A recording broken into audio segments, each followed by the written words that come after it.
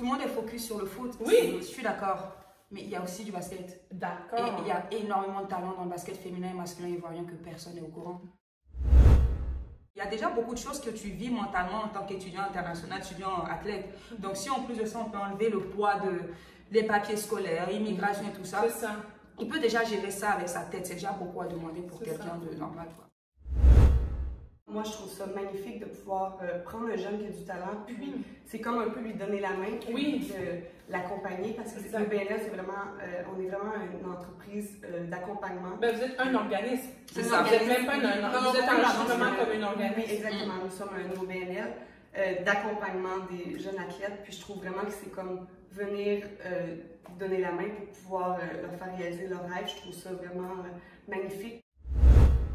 C'est vrai qu'on a entendu beaucoup d'histoires de jeunes sportifs qu'on a pris en Afrique. On leur a fait découvrir genre le rêve américain et puis ils arrivent dans une école et c'est pas du tout ça. Ils dorment par terre et tout. Et nous, c'est tout ce qu'on veut éviter en fait. Donc on fait en sorte qu'ils aillent dans des bons programmes sportifs, des bonnes écoles, que tout soit bien.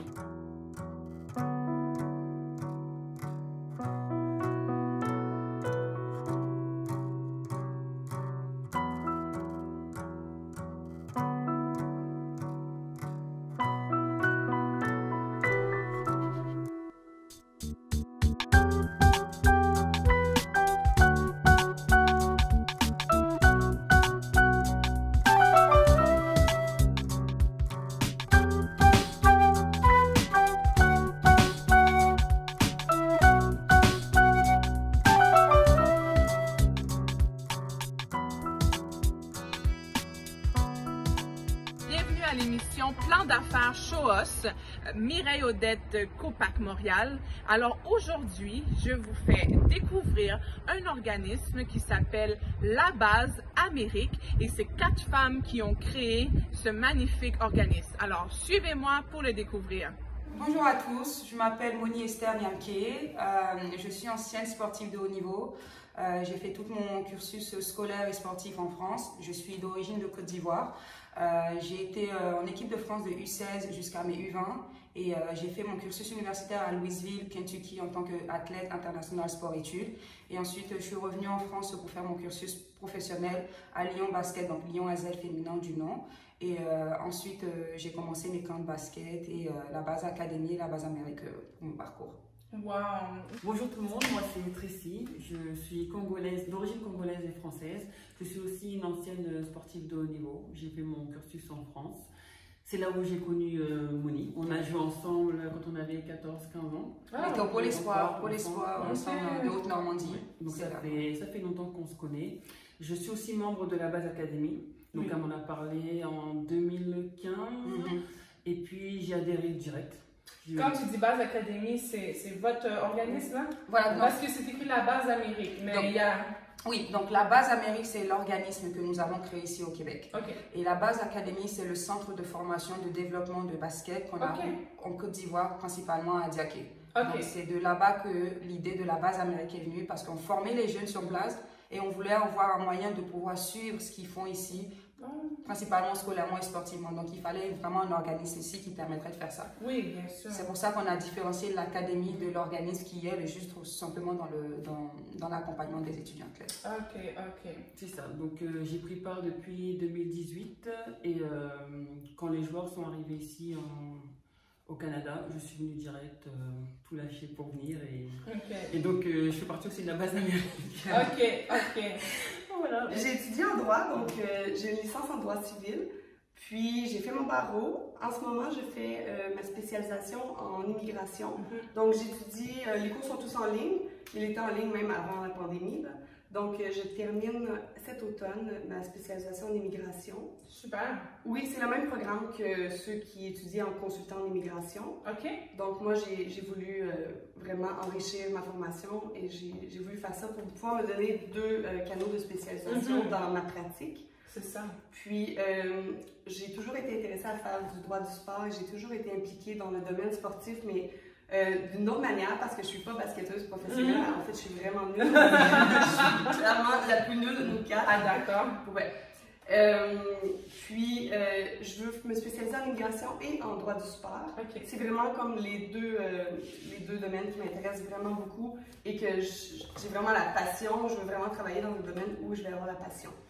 Donc, juste de fil en aiguille comme ça, un ami m'a référé à un autre ami qui m'a référé à un professionnel qui m'a référé ensuite aux filles. Puis, j'ai parlé avec elle, puis on faisait juste destiné à vous rencontrer. Exactement. On faisait des conférences Zoom et on n'avait pas vraiment parlé de mon implication avec elle et tout. Puis, on a vraiment cliqué, ben, je pense. Confirmé, là. T'es obligé, là, ça fait. Oui. Oui, on t'aime, Joanie.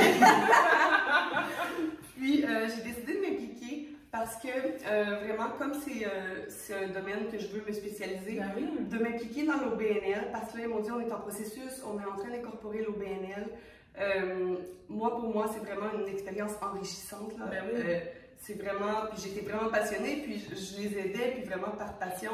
C'est ça, parce que eux aussi, tu leur apportes énormément, parce que tu vas avoir beaucoup de connaissances qu'ils ont besoin, puis ça fait vraiment une belle team. Là. Oui, vraiment.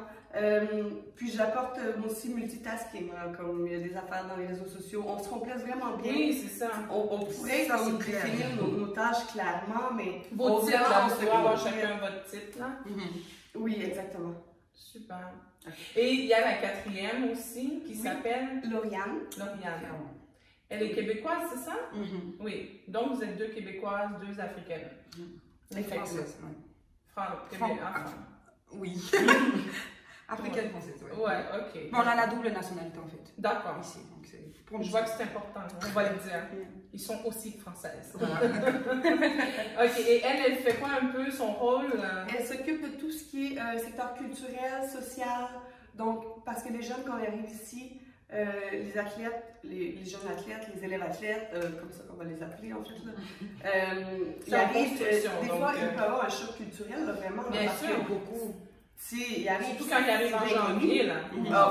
On n'en parle même pas. Donc, Lauriane, elle s'occupe de tout ça.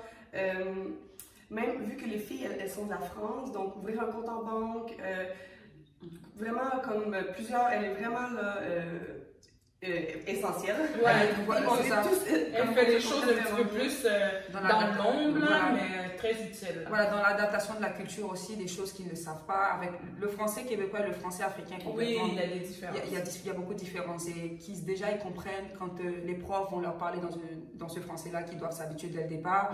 Il y a aussi genre l'intégration et savoir, tu arrives dans un nouveau pays, dans une nouvelle ville, les monuments, le musée, les endroits importants où il faut que tu connaisses quand même de la vie. Tu viens pas juste pour aller à l'école, tu viens pour visiter le patrimoine. Exact. Tu connaisses la culture. Et c'est ce que Lauriane faisait déjà avec les jeunes qu'on avait envoyés cette année, parce que c'était ses projets qu'elle avait mis en place avec sa famille. Donc, elle les prenait des fois un mercredi après-midi ou pendant les semaines de relâche. C'est les jours de repos ici, semaines de relâche. Voilà, donc pendant les semaines de relâche, elle organisait des sorties avec les jeunes pour visiter vraiment des monuments importants à Montréal qu'ils doivent connaître. Donc ça, j'ai trouvé que pour cette culture-là, moi, quand je suis arrivée aux États-Unis, on m'a rien montré. On m'a pas fait une visite guidée de ça, c'est comme ci, ça, c'est comme ça. Et ce qu'elle a apporté pour les jeunes, c'était en fait d'être capable de se débrouiller, d'ouvrir un compte bancaire, aller faire leur carte de sécurité sociale, savoir comment avoir un nouveau numéro de téléphone et être capable vraiment de se débrouiller. De fonctionner, la base. Parce que déjà, quand tu as du mal à t'exprimer pour ceux... C'est ça. Parce que déjà, quand tu as du mal à t'intégrer et puis que tu n'oses pas aller vers les gens, parce qu'il y a beaucoup de gens qui n'osent pas aller poser la question, n'osent pas aller demander parce qu'ils ont peur de gêner. Là, c'est vous inquiétez pas, on va vous aider là-dedans. Comme ça, tu peux rester dans ton confort à te concentrer sur ce qu'il faut, quoi. Et ça, c'est ce que Lauriane apporte aussi. Ok, super. C'est parti du fait qu'on voulait vraiment, dans notre projet, qui est beaucoup dans l'éducation, dans le sport, dans le juridique, et c'est vraiment tout ce qui est international en envoyant des jeunes qui sont dans leur famille, dans un autre pays, dans un autre continent. On voulait être sûr que ce que nous représentons, ils aient les bases vraiment solides. Tout le monde pense que c'est assez évident d'aller à l'école, avoir ses diplômes, et en Afrique, c'est pas tout le monde qui a l'occasion d'avoir ça. Donc, exactement. on s'est dit, s'ils ont vraiment les bases que nous, qui avons grandi en Europe et on avait déjà les écoles, les centres de formation, les infrastructures, c'était plus facile pour nous d'être dans une situation d'évoluer. Eux, là-bas, non. Donc, on s'est dit, on va leur donner la base. On était vraiment basé sur donner la base. Parce qu'à chaque fois qu'on avait un jeune qui nous arrivait dans le centre de formation, la base académie sur place en Côte d'Ivoire, c'était que pendant un an, il n'était pas allé à l'école parce que ses parents n'avaient pas les moyens. Et donc, il était très, très bon au basket, mais pendant un an, il n'était pas allé à l'école. Comment on peut t'aider à avancer? Oui, parce que ça prend les deux. Ça prend les deux. Et donc, c'était toujours ce problème-là qu'on avait. On se disait, mais s'ils n'ont pas déjà la base scolaire, comment on appelait tout la base? Donc, c'est parti de la base académie. On s'est dit, maintenant, on est au Canada ici, avec vraiment un organisme qui est à but non lucratif. C'était vraiment nous de se dire, on est ici, on va être capable d'aider ces jeunes-là dans l'accompagnement quand ils arrivent au Canada et vraiment s'intégrer dans la culture et être capable de jouer au basket, aller à l'école et tout ça. Donc, nous, on arrivait avec ce projet-là de dire, on va leur donner la base ici qu'ils ont besoin pour être capable d'avoir des bourses universitaires complètes et aller finir leur cursus scolaire, quoi. Donc, c'est une base qu'on rapporte de notre expertise en Amérique. C'est bon, ça explique très bien. Et puis, c'est très généreux aussi de votre part parce que vous auriez pu dire, ben moi, mon parcours a été un peu plus, des fois, difficile, où j'ai dû me débrouiller par moi-même. Ce que tu as vécu, tu veux juste comme aider les gens à le vivre mieux. Donc, c'est très généreux et franchement, je pense que ça va faire une différence parce que des fois, comme tu dis, le talent est là. Des fois, il va manquer des ressources pour que vraiment la personne puisse, au niveau académique, être à jour. Mais sauf qu'avec un petit coup de pouce, ben, ça va faire des fiertés de famille. On a la chance de les avoir, de vous les présenter, de vous les faire connaître un peu pour que vous voyez que, au fait, le projet est concret là. On vous a parlé, vous avez entendu des paroles, mais là, vous allez voir concrètement des images, des êtres humains, 3 personnes, 3 jeunes qui sont là, qui viennent de Côte d'Ivoire dans le but vraiment de faire vraiment les bases, comme on dit, académiques et sportives.